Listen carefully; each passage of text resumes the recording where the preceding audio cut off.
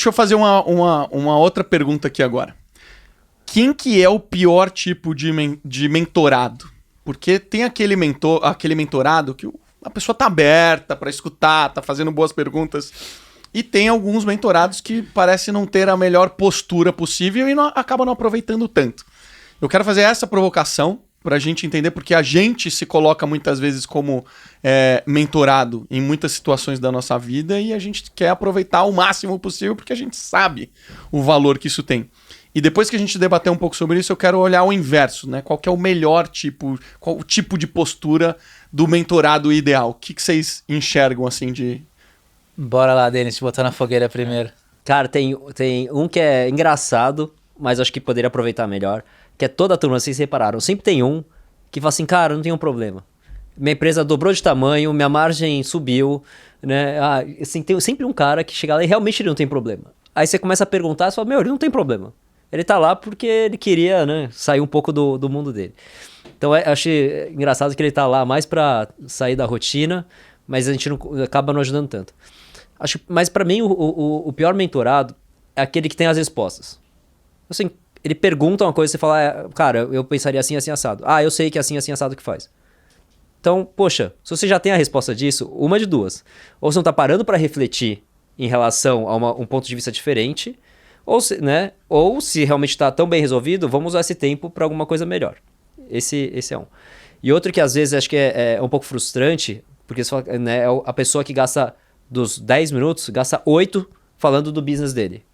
Né? Contando e conta, e você começa a ficar, poxa, assim, eu não vou ter tempo de adicionar valor, de entender, né, fazer minhas perguntas mais direcionadas. Né? Eu tô até aprendendo cada vez mais a interferir e falar, olha, peraí, entendi, deixa eu fazer umas 2, 3 perguntas para cortar ele ali no minuto 2, 3, para, né, otimizar o tempo dele. E você, Julião?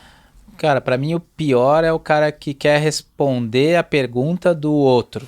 Puta, isso dá um trabalho. Isso dá um trabalho desgraçado. E às vezes o cara tá na maior boa vontade. Só que ele tá usando aquele tempo pra tentar puxar o gancho pra alguma coisa que ele se autopromove, e não pra de fato responder a pergunta do cara. Então, pra mim, esse é o tipo do cara mais difícil, porque você tem que cortar mesmo. Falar, peraí, bicho, esse é o tempo dela lá, deixa eu atender aquela outra pessoa, depois se sobrar tempo no final, a gente volta nesse assunto e tal.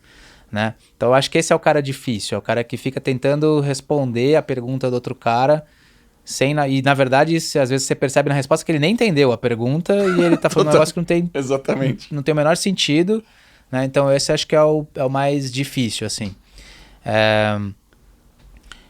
E o melhor, cara, é aquele cara que de fato chega lá aberto para ouvir, sem preconceito, no sentido de sem ter um prejuízo daquilo que ele acha que ele deveria ouvir, porque o assunto é A, B, C ou D. Então acho que esse é o cara que aproveita melhor, é o cara que realmente vai aberto para ouvir alguma coisa ali e de fato pensar o que ele pode fazer diferente, né? E aquele cara que trata o mentor não como a pessoa que vai dar a resposta, mas a pessoa que vai fazer a pergunta. Porque o nosso papel lá, muitas vezes na mentoria, é direcionar o cara, é dar um caminho, mas muitas vezes a gente gera muito mais resultado fazendo uma pergunta certa e bem feita do que entregando para o cara a resposta prescritiva do que ele deveria fazer, né? E o cara que vai com essa cabeça, eu acho que é o que aproveita melhor. Eu ia falar isso, é o cara que não vai lá e fala, nossa, eu preciso escutar e repetir, fazer exatamente o que o cara fazer. É o cara que pega as provocações, reflete pro business dele, né? Às vezes demora, dá 2, 3 semanas, o cara manda uma mensagem, cara, tive a sacada, entendi. Agora caiu a ficha. Então é o cara que pega pra refletir, e não sai pegando o bolo de receita, né? Deixa eu copiar. Eu acho que quando tem alguém... Às vezes eu tenho a sensação... Esse pra mim que o Denis comentou parece ser o mais complicado. É uma sensação que tudo que você fala, não, já fiz, já tentei, isso não funciona, eu já sei. Mas nesse cara eu sou chato. Eu falo assim, tá, e se você já fez tudo... E nada funcionou. Então você tá entregando absolutamente tudo que você quer ou você tá acima da performance esperada pro seu negócio. Esse é o seu cenário? Aí o cara fala, não. Eu falo, então tem algum gap de execução. Por que você sabe tudo? Não, porque as pessoas que trabalham para mim não conseguem capturar o que eu quero. O que eu acho louco, a pessoa fala assim, eu já tentei isso não funcionou. E é algo que é meio, isso é o padrão de mercado?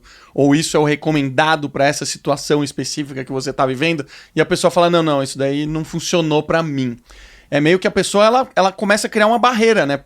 Para possibilidades, né? Ou para pensar diferente. Porque eu acho que quando você tá nessa postura e alguém tá te dando um ponto de vista diferente, o que eu, como mentorado, escutaria é, cara, eu tô errando na execução.